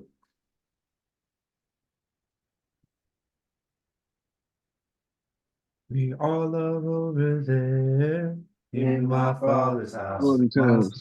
In my In father's my house. father's house. My father's house. They all love over there in my father's house. There is peace, peace, peace. There's no confusion there. In my father's house, my son. In my father's house, my son. In my father's house. There's no confusion there. In my father's house. There is peace, peace, peace. Islam. Islam. Well, praise Allah and honors to our prophet, Prophet Noble Drew Ali, the last prophet in these days and time. I give honors to everything that our Grand Sheikh, who's also our chairman, gave honors to. I'm gonna today just well, first of all, just honor to all of those who also spoke, and those who read, and those who even thought and prepared for a chapter in the event that they were called. Honor to our brother chairman. He's out here on Zoom, on the highways and the byways, but he's still in his meeting. Honors to the cute little babies I saw Brother Coleman he'll put in the screen. Honors to just all the Moors, all of those working for uplifting for humanity. Honors to our parents, right? As Brother Grand Sheikh, Brother Kanziname was reading, it was very interesting. course, that was a chapter that I was interested in reading because it spoke to my current state. Michaela wants to sit in the camera more, so praise Allah.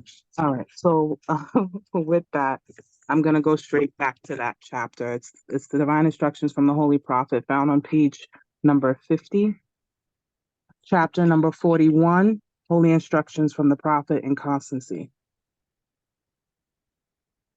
So I'm just gonna break this piece down as I'm looking at it. Nature urges thee to inconstancy.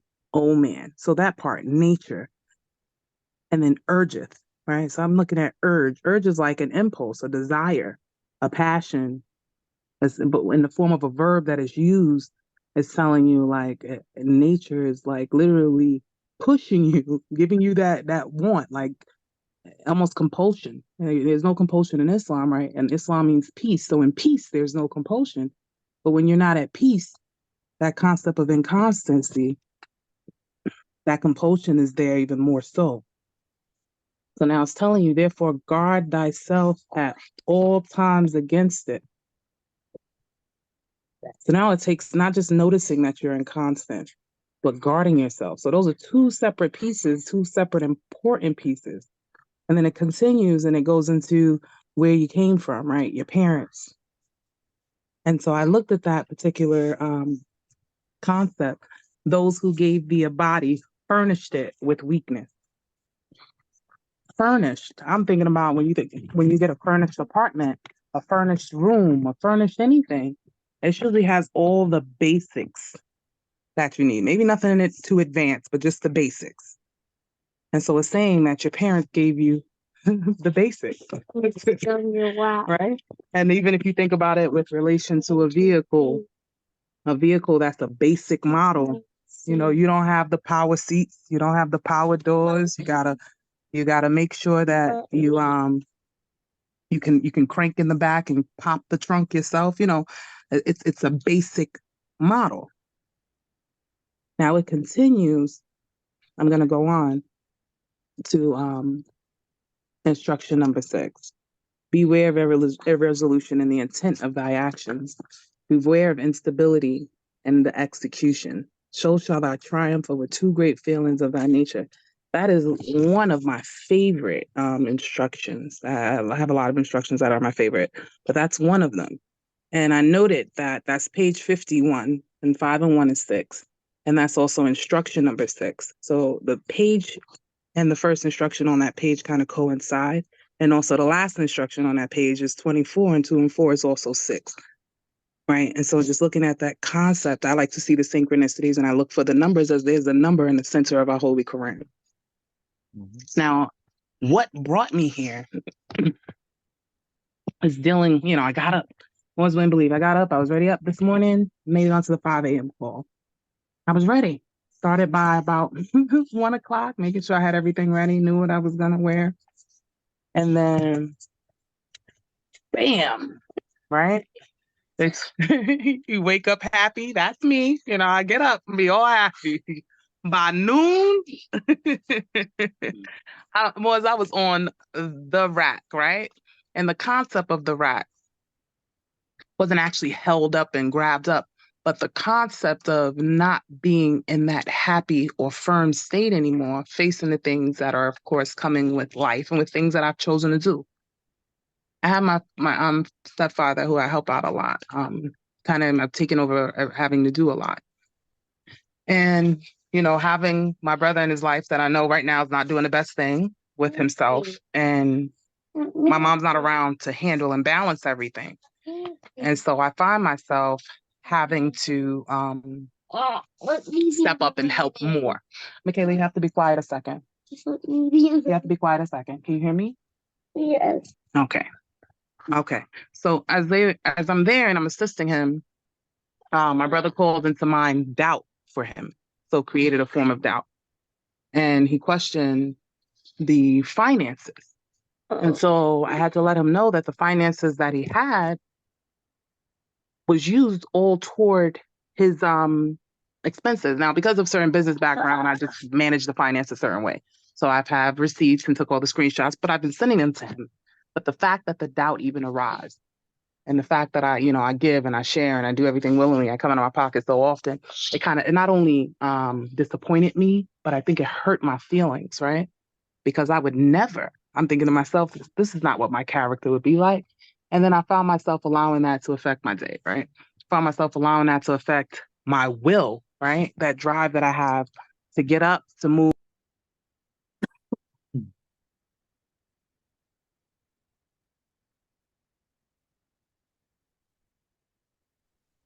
The drive that I have to continue to do the things that need to be done, to get up and go, get Michaela dressed, get myself ready, process and handle the things that need to be had with my father, as you'll hear her in the back, right? So even as I go through the challenges, there's no real moment to truly process the different challenges as they come. That you have to make the moments, right? And you have to take the time. So it's kind of like those who are working and toiling, and all they're doing is toiling until they go and they rest in the place of the dead, as they would have said. But as I'm here, I try to remind myself of the tests that I'm meant to go through in order to attain a certain level of understanding. I'm going to go right here into this part, because this is where, if we're not careful, we'll find ourselves going down, right? The inconstant, instruction 14. The inconstant hath no peace in his soul, neither can be at ease with whom he concerneth himself with. His life is unequal, his motions are irregular, his soul changes with the weather. Come on now, that sounds like winter blues.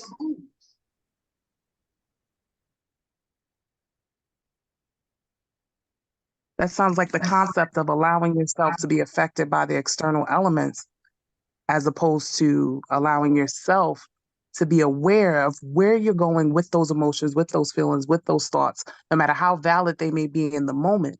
But the thing that allows you to deigneth not to look down, the thing that allows you to know that even though heaven and earth may oppose your passage, you still keep pushing. And so at many points in time, even just those things, you can allow yourself to actually beat yourself up. So that concept of weeping is not a regular cry, right? Because when I looked that up, the concept of weeping, you don't even have to have an outward tears. It can be just a long drawn depression. The concept of the weeping willow, right? The trees are born, they come out of the ground, rooted upright, but the leaves come up and then they fall over. And they are permanently kind of in a downward state. So the concept of weeping goes into a state of a deeper depression. And so we think that the not crying is just, it was kind of encompassed in that don't weep, but it's not about the crying. It's about the state that you allow yourself to get into by not allowing yourself to process what you're going through and understand the purpose and the lesson. Because if not, you're going to keep getting the same test until you understand your lesson. And so I just want to say, praise Allah for all of you, for all of your studying, for all of how you give the feedback and just the understanding that you have, the gift of the understanding that Allah saw fit to place in each and every one of you, and then to allow us to all come together in one temple from all these different backgrounds, different boroughs, different neighborhoods, and find each other here as a family going through these lessons together. And so I just want to say thank you to our Grand Sheik for being the chairman, being out there. I got you on Sunday. I really do. And may Allah be pleased with you all. And I say peace. When you see a group of more, raise your right hand, say Islam. Raise your right hand, say Islam. Islam. Raise your right hand, say Islam. When you see a group of more, raise your right hand, say Islam. Feels like fire stirred up, fire stirred up, fire stirred up. All in my bones, in my bones. Islam, Moorish American. Islam. I want to thank the Assistant Grand Sheikess, Sister Cecile Eel, for reading from the Divine Instructions from the Holy Prophet, chapter number 41, Holy Instructions from the Prophet and Constancy. And see, she brought out that word, nature urges thee, you know? And I was thinking as she was speaking, and thinking about what she was going through, I was thinking about when Jesus, he said he wrestled with the conqueror. Think about the wording. He wrestled with the conqueror. He stamped on it. So this nature, right, that we have inside of us, right? What kind of fight are you putting up? That's what I heard Sister Jones Bay talking about, and hearing the Moore talking about. There's some kind of fight. And when you think about wrestling, that's like getting down dirty, right? You know, like grabbing and wrestling on the ground, and the one's on top and you're on top. You know? So just think about that. Think about all the messages that the Moors brought. I want to thank all the brothers and sisters that spoke. I want to thank all the Moors that had the energy they put into it. May Allah bless the chairman and his travels and all the Moors. This time I'm asked Brother Lord if he would stand, and I'm gonna read the warning. Islam? Islam. Praise Allah.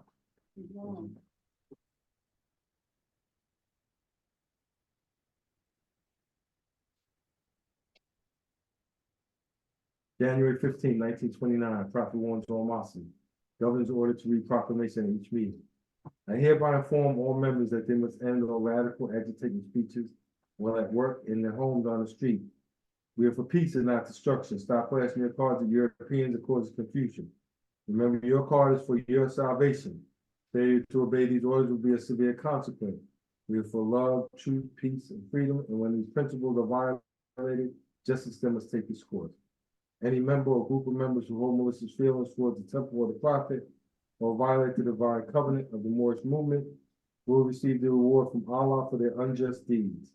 All true Moors will and must obey the law as laid out to them by their prophet. If they lose confidence in their prophet, they should turn in their card, button, cease wearing their turban or fez, and return to the state where the prophet found you. This is a holy and divine movement founded by the prophet, noble drawing. If the prophet is not right, the temple is not right. The prophet therefore is sending out the divine plea to all Moorish Americans that they do their part in protecting the prophet and the temple. This is an everlasting movement founded by the prophet through the will of Allah, to redeem people from their sin or order of prophet noble drawing. Islam? Islam. Praise Allah, praise Allah. I'm gonna ask Brother I. Smithfield if you could take up the collection for today. We're gonna see if our secretary is available, Sister Jordan, if she has any announcements for the Moors. Islam? Islam. Islam. Islam. Happy Holy Day. Happy Holy Day, sister. Praise Allah. First, I want to rise and give praise to Allah, give honors to the Holy Prophet, and to everything that the acting chairman gave honors to. I just wanted to remind them words that we have Cash App if you'd like to pay your dues. If you can't be there in person and would like to pay your dues or make a donation, please use $ MSTA34. That's $ MSTA34. Just a reminder that Friday is our holy day for all Muslims all over the world, and that our meetings on Fridays begin at 7:30 and they go until about 10 p.m. Then you can meet us on Sunday for Sunday school, and that goes from 2 p.m. to 4 p.m. If you're not able to be there in person, we have Zoom available. On Thursdays, please join us for our weekly conference call. It's our facilitator is Brother W. Clinton Bay, and we get together and discuss various topics. If you have questions, this is a great opportunity to raise them and to get feedback, as well as listen to the different thoughts from the Moors. If you are available and up, the Moors have been getting together to pray. Well, I would say the prayer and also read instructions, different chapters. We can join Temple 75 on Zoom for our Moorish Holy Month. And they've been doing the Quran reading at 5 a.m. their time, at 6 a.m. our time. And we'll be doing that until February 16th. So I know it's early, but it's just they begin with the prayer, they do the reading, say the prayer, and that's about it. It's very quick, so you can miss it if you don't log on time. A reminder that our Sheik trainings are happening. It's every third Tuesday of each month at 8 p.m. on Zoom. The next upcoming one is February 20th, 2024. If you are an active member, please see one of the Sheiks, the Grand Sheik, if you're interested, and join us for learning how to study and prepare to become a Sheik. Otherwise, that's pretty much all I have for you all today. If you have the opportunity to use Facebook, please join us on Facebook. We have a chat where we put our information and announcements, and also you can be able to meet with other Moors, learn about other Moors, and we have our private page and public page, as well as an Instagram page under Moor Science Temple NO.34. That's all the announcements I have for tonight, and with that I say peace. Praise Allah. Praise Allah. Yeah. Yeah. Lord, if you want to think ahead, usually March, which is another month or so, temple number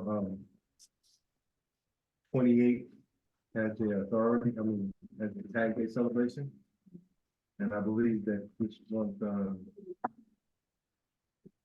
is actually a Sunday. So when we get closer, we'll see if we're gonna have a meeting here and there, or we're gonna close and go there. But praise Allah. Thank you so much, Sister Jordan. Anyone else have an announcement, Brother Smithy? There's a hand from Brother Jay Coleman. Brother Jay Coleman. Hey, Islam, you can hear me? Sir, Yeah, what did you do? I had to use my speaker. But I want to rise and give praise to Allah, honest to the Prophet, Noble Jew Ali, honest everything pertaining to Islam. You are the children of one father, provided for by his care. And the breast of one mother have given you suck. Let the bonds of affection therefore unite thee with thy brothers, that peace and happiness may dwell in our Father's house. And when you separate in the world, remember the relations that bonded you to love and unity, and prefer not a stranger before thy own blood. If thy brother is in adversity, assist him. If thy sister is in trouble, forsake her not. So shall the fortunes of thy father be contributed to the support of his whole race, and his cares be continued to you all, and your love to each other. I just want to say, it was a beautiful holy day. Moors, keep up the good work. Y'all motivate me. Without y'all, won't be no Coleman. Praise Allah, honest to the Prophet, and honest to the Moors that spoke before me. Happy Holy Day, Moors. Peace and love. Happy Holy Day. Happy Holy Day, Moor. Praise Allah. Does that young man have a nationality card? Huh. And what about the young daughter? They got nationality cards, Moor? Who, me? Nah, they don't have no nationality card. Not yet.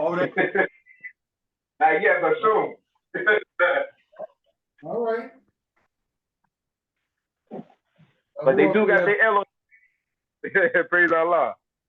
They got L and Bay on their name? Yes, sir. They got the L. Let's see a couple of hands. Let's see another hand. There's a hand from Mr. C. Seal.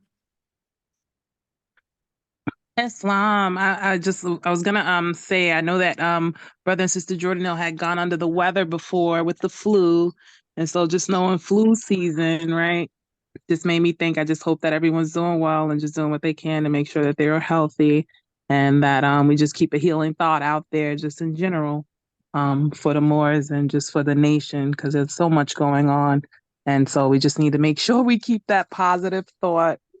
And I just appreciate you all. The meetings are definitely needed. So your travels and trips are never in vain. It adds so much to the day and so much to look forward to. So honest to you all. And Michaela wants to say Islam to the Moors. So. Islam. Islam, goddaughter. Happy Holy Day. Happy Holy Day. Autumn. Godfather, is that you? Somebody wants to say hi to you. Come over here. Stand over here. so she can see you. Shalom, Godfather. Somebody might say hi to you. Look. Hi, Autumn. I love Praise you, Allah. Autumn. Praise Allah. Good to see you. Good to see. I think I saw. Love you. Love you too. Peace. I think I saw Brother Serrano Bay Islam or Serrano Bay.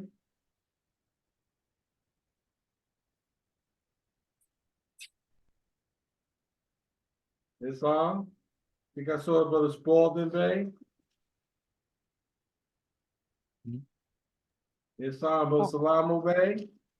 Islam, brother F. Spalding Bay. Islam, how you doing? Doing fine, thanks. Doing fine, thanks. Praise Allah, praise Allah. Brother E. Williams Bay. Islam, how you doing, Brother E. Williams Bay? It says connecting the audio, Brother E. Williams Bay. Brother Peter's here.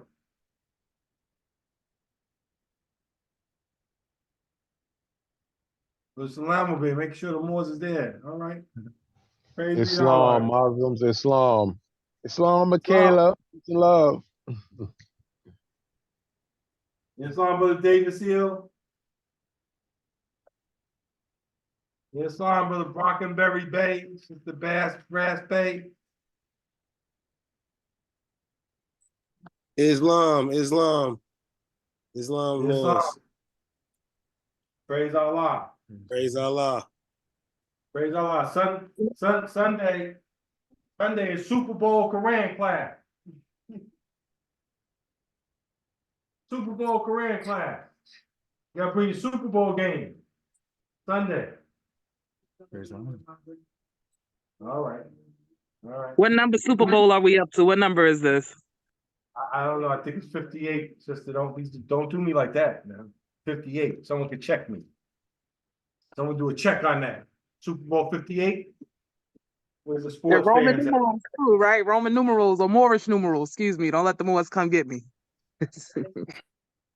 58. See, sister checked me right away.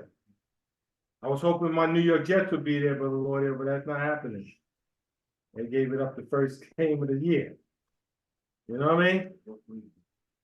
Praise Allah. Brother Turner Bay and Sister Jordan Neal gonna be heading up a civics class coming soon to a Zoom meeting near you. All right? So praise Allah for that. We give our secretary a couple of moments. Can we zoom in on baby Coleman Neal? She's in the screen. Hi, baby. Coming you. Coleman Neal. Love. Highlight that baby. Yeah. He's like, Dad, where's my tassel? What's going on? Yeah. Praise Praise Allah. Islam. Xerxes. I remember when you was little, Xerxes, when you was probably just a little baby. Your mama used to help you, and your sisters look at you, little baby. Yeah. He was an ugly baby. Wow. Wow. Oh my goodness. So look what Allah's done with that. Allah helped him out. You know what I mean? I don't know. I gotta see how I feel on Sunday. I'm thinking about the sister Grand Sheik. She said she got me, but Lord, you know, that means her and Michaela gonna be Yeah, here. I got you. You don't gotta take that trip. You don't gotta take the trip. Zoom in. Make that day a zoom in day. You know, I think you could do that. Zoom in at 1:45. I'm gonna see the temple. I'm gonna see Sister Seal here with a cape on, ready to open up the meeting. The Smithfield. You know? That's right. All of y'all can send your condolences to Brother Steve Martin Stencil in advance. Can send him the condolences. That I think Patrick Mahomes is not gonna have anyone mess up his Super Bowl party. Oh, Islam, I'm sorry. I thought about something. Brother Serrano Bay's cousin passed. I just wanted to if we could put out a thought for the family, that the brother's family sails on smoother seas. Sorry. Yeah, the same name, Moors. Yeah, they put out a good thought. A lot of the Moors, you know, what a blessing. And for any of you that know, Brother Weatherby, his father, Allah bless him, is supposed to turn 100 in June. So I know the Weatherbays are starting to plan that. Allah willing, he'll be with us in June. And Keep a good thought out. Our brother makes it to that centurion, get a letter even from the White House. Praise Allah. I was thinking about that first lesson I had on death. I had my first little baby boy passed away. And me and the sister, we was just so happy. The sister was pregnant. And we had went to the convention, and she was about 6 or 7 months pregnant. And the water broke, and rushed to the hospital, and had like a stillborn situation. And I remember, so much talking about it, but then I have to experience stuff, you know what I mean? It's easy to talk about stuff. It's just like becoming a parent, and then you become a parent and you start thinking about what your aunt and your mom and people used to say about being a parent. And you're like, wow, and then I become a grandparent. You got any grandchildren, Brother Laudio? No grandchildren? That's it. All right. I got some grandchildren out there. I got one coming in March. And praise Allah. Whether they live to 100 or they just here with a moment. You ever heard the expression, the Lord giveth? The Lord take it away. Blessed be the name of the Lord. But we're so happy. I don't think we get so happy when Allah takes stuff from us. But we're very happy when He gives stuff to us. Sometimes He takes the things from us to make us stronger. Praise Allah. All right, Brother Smithfield, Brother Smithfield. You don't have to stand there. Go ahead. Praise Allah. Praise Allah. Islam. Temple of America. Temple number 34. Finance received for February the 9th, 2024. Took in a public collection of $11.25. Morris Remedies, we received $27. Literature and supplies, we received 75 cents. Local building fund, $10. Coming out to a grand total of $49. And a total attendance in person and on Zoom of 22. Views. Big. Praise Allah, Moors. You heard the reading of our finance report from our Assistant Secretary. What's the will and pleasure of the Moors? Sister E. Jones Bay. We're gonna, move that the financial report be accepted. Praise Allah, Brother Laudio. I second that motion. It's been moved by Sister E. Jones Bay, second by Brother I. Laudio. The financial report be accepted with necessary corrections if there be any. Any unreadiness? All in favor, show by the Morris way of saying Islam. Or put your little reaction, your little emoji hand up. All right. Any opposed? Praise Allah. Morris gave me a chance to do a little chairman. I am the assistant grand hospital chairman, so it's good to get a little rest off. And praise Allah for that. All right. Anything else, Sister Assistant Grand Chiefess?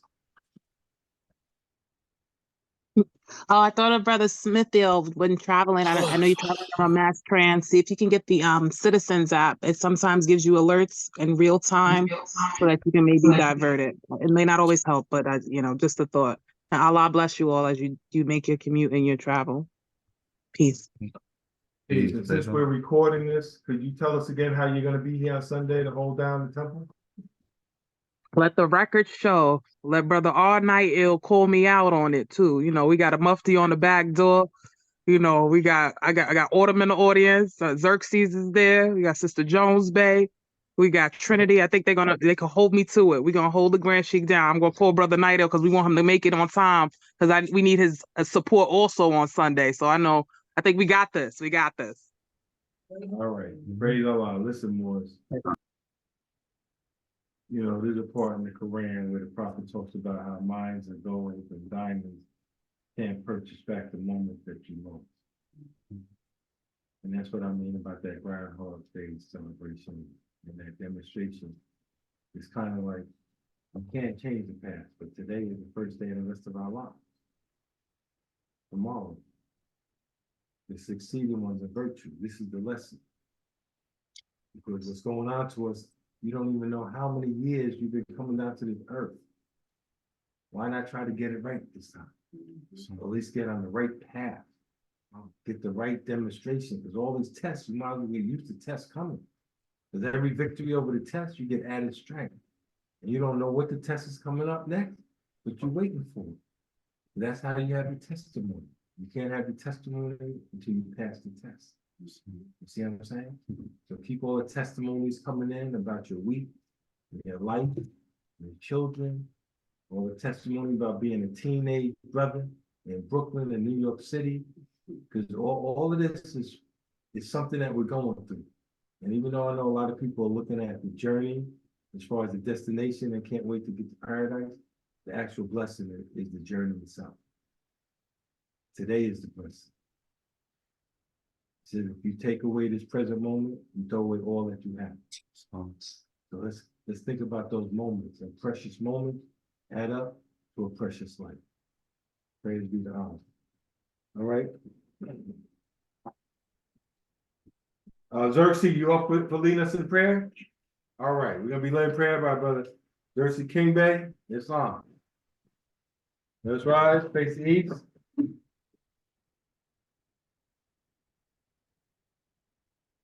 Allah, the Father of the universe. Allah, the Father of the universe. Father of love. Father of love. Truth. Peace. Freedom. And justice. Allah is my protector. Allah is my protector. My God. My God. And My salvation. by night. By night. By day. By day. Holy Father. Valley. Amen. Well, Peace and love, Morris. Peace and love. Travel safe, Grandchief. Travel safe. all right. Peace and love, Morse. Thank you. Very well. Love. Islam. Holy day. Happy holy day. Happy Holy Day. Y'all get me on this stuff now. Trinity, No. It's your and miss you. And miss you. Say Islam. Miss you. all right. Islam, little voice. Miss you too. Okay, so this is for the chairman, my brother. Can I leave it here? Yes, put on his desk. Okay, I'll see. Say Islam. So I just write finance giving myself. Islam, baby Coleman L. Islam, dear niece. You may. But Yeah. next Friday before. Uncle Junior. Islam, Brother Jordan L. Peace and love to the family. Peace and love, Mo. Happy Holy Day, my brother.